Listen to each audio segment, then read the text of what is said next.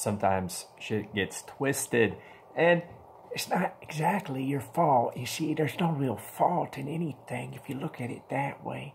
We can attribute fault and guilt to one another all we can. We can get out there and say it's your fault. But really, it's just a miscommunication most of the times. It's really just a different conception based upon your past and your pattern recognition of people and how you file them in your mind. And you can slip off the deep end and wrap yourself up in your own paranoia, afraid that that other person is going to fuck you and that you extended yourself out like a chicken with its head on the chopping block. And that comes from an expression because that's actually what you do. If you put a chicken on a chopping block, its head will stretch out on its own. And so that's kind of like what you're doing when you're fronting money.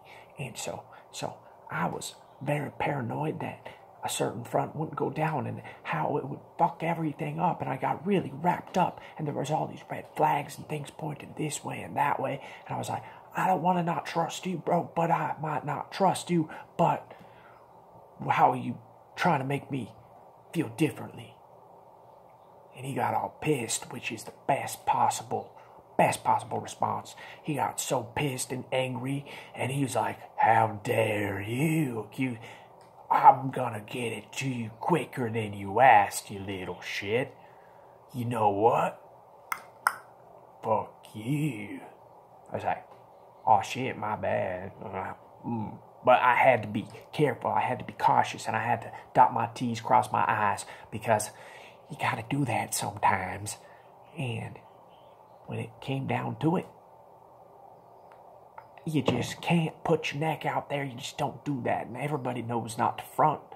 It seemed like a good idea at the time, but shit gets twisted too easily, so don't front, boys and girls, not to your friends, family, unless you're a credit card company who everybody thinks is evil.